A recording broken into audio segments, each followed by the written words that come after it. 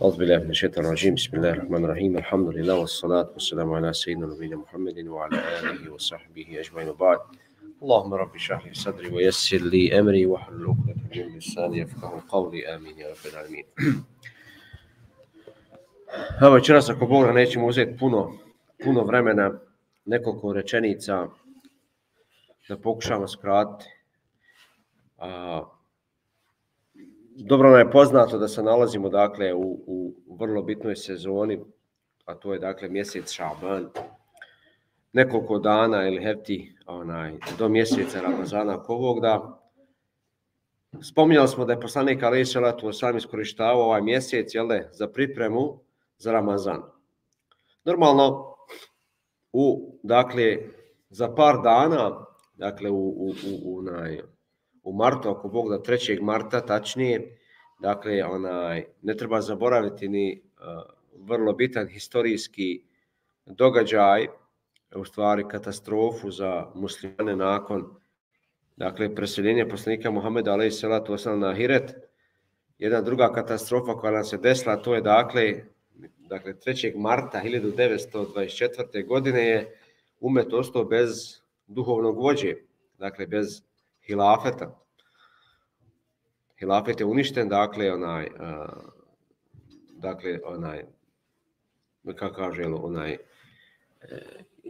iskorijenjen, 3. marta 1924. godine uz normalnu pomoć naših izdajica. To je isto činjenica na koju se trebamo osvrnuti.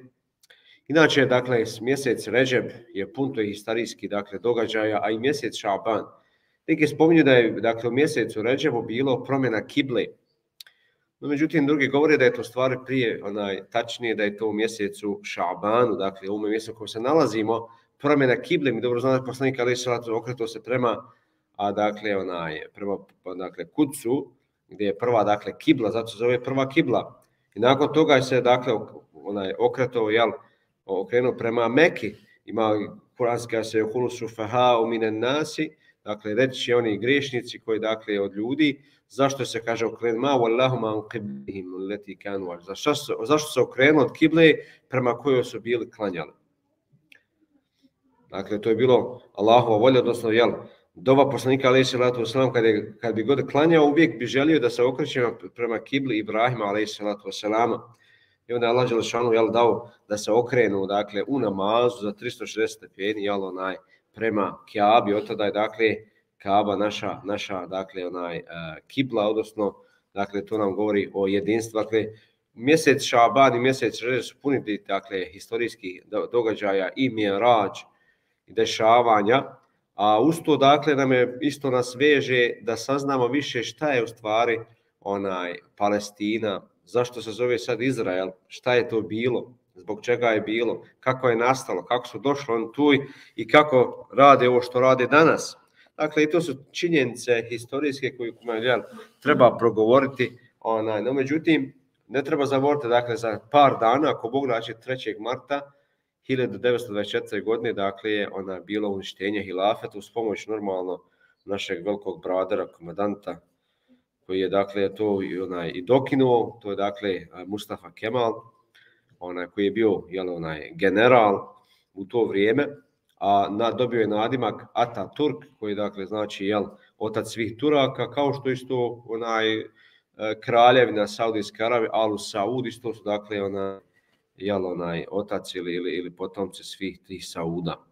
Helem se on to potom, to su ti detalji, nastupa, ja mislim, oko 99 godina tačno, natovarilo se na 100, kako smo bez tog duhovnog vođe, i eto, od tog dana, od uništenja hilafeta, normalno nema nam napretka, nismo napredni, a poslanik alejhi selatu vesselam to najavio, jednoj predaji, ja sam o tome govorio nekada podavno, gdje se spominje hadis kod imama Ahmeda ibn Hanbala u njegove musnedu, gdje kaže poslanik alejhi selatu vesselam da će kaže tekunu fikum nubuwatu ma sha Allahu an takun thumma yarfa'ha idha shan yarfa'. Kaže biće među vama poslanstvo onoliko koliko Allah dželešanu htjedne, zatim će ga, kaže, uzdići. Poslanstvo poslanika alejhi selatu vesselam bilo koliko? 23 godine, je li tako? 10 u Meki, jel? Odnosno, jel, 13 u Meki, a 10 u Medini, dakle 23 godine. Poslanik alejhi selam promijenio je, dakle, tog čovječanstva, dakle, za tih 23 godine. Evo, mi za 100 godina nismo uspjeli, dakle, da se dignemo na noge. A kamo da smo šta promijenili? Dakle, velika je nesloga među muslimanima. I mi to vidimo i evo i ovdje i svugdje po svijetu, gdje su god muslimani, uvijek nekakve kavge, uvijek nekakve, ali nekakve banalne stvari, da je to nešto bitno, da je to, dakle, ali eto, kakvi smo, helem neise bil hajr. Zatim kaže poslanik alejhi salatu vesselam: "Thumma takunu khilafatu ala minhaji an-nubuwwa ma sha Allah an takun, thumma yarfa'aha idha shan yarfa'a." Zatim će, kaže, biti pravedni hilafet na, dakle, onaj menheđu, dakle, na onaj sunnetu poslanika alejhi salatu vesselam, onoliko koliko, dakle, bude Allah htjeo, zatim će, kaže, njega podignuti. I bilo je neki koliko 30 nešto godina, jel, bilo, ako se sjećam, kad se izračunao sve godine Ebu Bekra, Omera, Osmana, Alije, dakle, to je smatra se čak i Omer Abdulaziz, da kao peti pravedni halifa, da ubacuje se među njih 4, da je bio pravedan, znači negdje koliko nešto 30 godina, možda manje ili više, bilo je, nestalo. Poslije, dakle, poslanik alejhi selam najavljuje, kaže, zatim će se, kaže, pojaviti nepravedna vlast, koja je bila dugo godina nepravedna, evo i danas dan. I pojavit će se, kaže, ta zadnja etapa, dakle, ovo što vi zovu kako državni udar, jel, kad dolazi vojska, kad prevrće kako ona hoće. Dakle, i to je danas vrlo poznato i to se dešava danas u mnogim državama, da vojska preuzme vlast. I zatim poslanik alejhi salatu vesselam je najavio, kaže, thumme, a zatim će, kaže, ponovo doći pravedni hilafet. Dakle, pravedni, to je ta zadnja etapa koja se čeka, ona će doći samo dok mi dođemo pameti. Možda, da li hoćemo mi tu biti, ili će biti naša djeca ili neko će biti. Uglavnom, dolazi ta etapa uz Allahovu pomoć koji, dakle, mora se uspostaviti taj pravedni hilafet da bi se završilo ovo što se započelo. Helem neise, dakle, to je jedna, dakle, vijest koja je, dakle, nanijela dosta tuge i danas dan, dakle, ti svi 100 godina se trpi taj zulum, trpi se, dakle, belajku, iskušenje i tako dalje. Hajde vratiti se kasnije malo na ovo, nešto samo da i ove malo zadovoljimo na engleskom. Dakle, so tonight, inshallah, I'll just use a couple of words, a couple of sentences, not much of your time, try to be short as much as possible. So, as you know, we are in the blessed month, the month of Sha'ban, and it was the month of Rajab before this one. And after this, there is another one, the blessed month of Ramadan. So all these are seasons that the Prophet ﷺ advised us to do our best. Of course, it's not easy to say to yourself to fast or to pray, extra prayer, to sit and read the Quran and to ponder and think, because usually this is difficult time. It's difficult time. When we see a minority are attached to the religion, minority are coming to the mosque, minority are praying, minority are fasting, it's hard. So you have to push yourself very hard in order to do something good. It's same thing if in our families as well. If somebody is praying, him or her, mom or dad or daughter or son, by yourself, it's hard to continue to pray because environment around you does not support you. So it's a big battle, it's a struggle. Same thing in the companies if the minority are not fasting, or the minority, you are minority, or among the minority who are not fasting, some majority are eating, going to the break, lunch, and you are alone fasting. So it's hard. It's not easy. So as you can see, we are not attached that much to the mosque. Coming to the mosque is very hard. Everybody has different excuses. So this season, the Prophet ﷺ advised us so many advices, and we talked some of them and mentioned before and after. So this is time when we should prepare ourselves, either physically or spiritually. The another thing is that month of Rajab is full of history. And we did not cover much unless we spoke that previous years, if you do remember, But if not, inshallah, we will repeat again to remember so many events. It's just not religious how the Prophet ﷺ did migration, the migration or the traveling, Isra and Mi'raj, how he goes up, and then what is the point of all this. And then, of course, the scholar says that it happened changing the Qibla.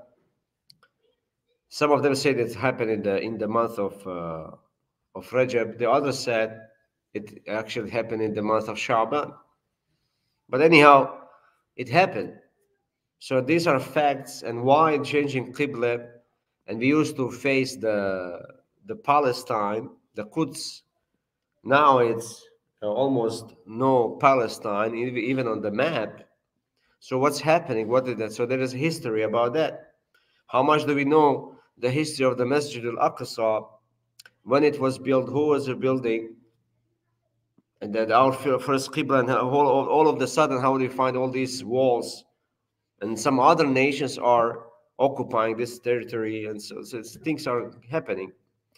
May Allah subhanahu wa ta'ala guide us. But as we don't know the history, so we are going down. The other important event that will happen in the next coming days, inshallah, is the March 3rd, right? The 3rd March in 1924. This date is the worst date in the Islamic history after the death of the Prophet ﷺ. That date, everybody knows it. That is abolishment of the last Khilafah or the last Caliph. That where there's destroyed the spiritual leader of the Muslims. Since then, we are still humiliated everywhere. As you can see, ununited here and there and everywhere. Wherever you find the Muslims, there is always disagreement. There's always some kind of fight, argument. And those all fights and arguments are for trivial things, non-important things. And we see it's happening. And but some hands wish they are fighting as it is most important battle in the whole world. So that's how people think. And that's why we are going down. Because, right, after a couple of days, inshallah, there is like 99 years without spiritual leader or the Khalifa. And he spoke about that, how the Prophet ﷺ announced that. So he said that the nubuwwah or the prophecy will be among you as long as Allah subhanahu wa ta'ala wishes that. And then he will raise it up. So the prophecy of the Prophet ﷺ was around 23 years. And he was able to change the humanity in these years. After that, he says, it will be Khilafah Rashida, ala minhaj nubuwwah. It will be the Khilafah, just the Khilafah ruler, who will go according to the Sunnah of Prophet ﷺ. And that's if you include the 4 caliphs, including with them the Umar Abdul Aziz as the 5th one. It was around more than a little bit than 30 years. After that, he mentioned, sallallahu alaihi wasallam, it will be, the power. Whoever is more powerful, he will be a leader. That's how it's happening in the history. You have Amavis and Alavis and Fatimis and this and that. All these dynasties, and they used to rule. But anyhow, it was a ruler, or caliph, or whatever you call it, Khalifa. And after that, we have the lastly, the Ottoman Empire, or we call the Khilafah Uthmaniyya, that was destroyed 1924 in the March, right? In the March 1924. So that was, of course, with the help, so many spies from inside, and then, of course, our great brother, the officer of Turkish army, Mustafa Kemal, and his title is Ataturk, which means the father of the Turks. Same thing as Al Saud, which is the sons or the family of the Saud. So same thing, same tradition. So of course, all these things, when we talk about some nations got frustrated, and they got, because we talk about the reality of the history, what happens. Not against this nation and that, because nation in Islam is not well known, it's not recognized. That's why we are so fanatic towards our nationalities, but the nationality does not exist in Islam. It's called ummah. It comes from of course, those deviation, or what we divided by the nationalities from the West.